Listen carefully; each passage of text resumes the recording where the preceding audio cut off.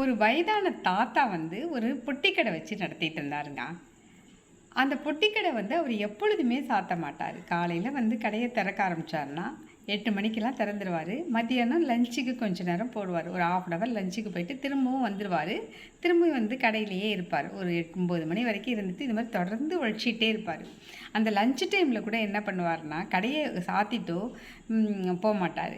ஏன்னா அந்த கடையில் நம்ம சாத்திட்டு போனோம்னா அந்த டைமில் யாராவது ரொம்ப அர்ஜென்ட்டாக ஏதாவது ஒன்று வேணும் அப்படின்னு சொன்னாங்கன்னா கூட கஷ்டமாக இருக்கும் அப்படின்னு சொல்லிட்டு, அவங்க கஷ்டப்படக்கூடாது அப்படின்னு சொல்லிட்டு, யாராவது வர்றாங்கல்ல வந்து வர்ற டைமில் கொஞ்சம் எனக்கு ஹெல்ப் பண்ணுங்கள், இங்கே நின்றுட்டுருங்க, நான் போய் சாப்பிட்டு வந்துடுறேன்னு சொல்லிட்டு உடனே போய் சாப்பாட்டை வாங்கிட்டு வந்து உடனே அவங்களுக்கு அனுப்பிவிடுவாராம். இப்படியே தான் அவர் எப்பொழுதும் செஞ்சிட்டே இருப்பாராங்க.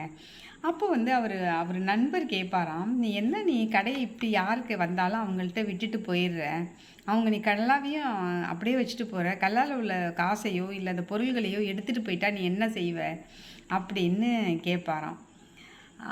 அதுக்கு வந்து அவர் சொல்லுவாராம், நான் வந்து என்னுடைய கடைக்கு அவங்க நம்பி நான் நல்ல பொருள் கொடுப்பேன்னு தான் நம்பி என்கிட்ட வாங்க வர்றாங்க. அப்படி இருக்கும் பொழுது அவங்க மேலே நான் நம்பிக்கை வச்சு அந்த கடையை பார்த்துங்க அப்படின்னு சொன்னான்னா, உண்மையிலேயே கூட அவங்க யாராவது எடுக்கணும் அப்படின்னு வர்றவங்க கூட நான் அவங்க மேலே வச்சுருக்க நம்பிக்கையிலேயே நிச்சயமாக அதை எடுக்க மாட்டாங்க அப்படின்னு எனக்கு நம்பிக்கை இருக்குது.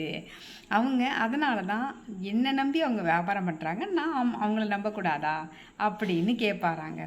ஆனால் அதே மாதிரி தான் அவர் கடையில் யாராக இருந்தாலும் இது வரைக்கும் அவர் கடையிலேருந்து எந்த ஒரு பொருளும் எந்த இதுவுமே அந்த லஞ்ச் டைமில் அவர் விட்டுட்டு போகல. யார் வந்து ஹெல்ப் பண்ணாலும் எந்த பொருளும் காணா போனதே இல்லையாங்க.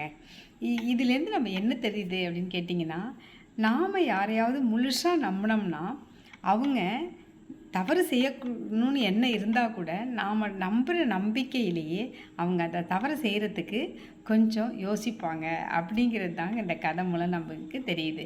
அப்போ நாம் கண்மூடித்தனமாக எல்லாரையும் நம்புறது தப்பு தான், இருந்தாலும் நம்பிக்கையும் தேவை அப்படிங்கிறது இந்த கதை சொல்லுதுங்க. நன்றி.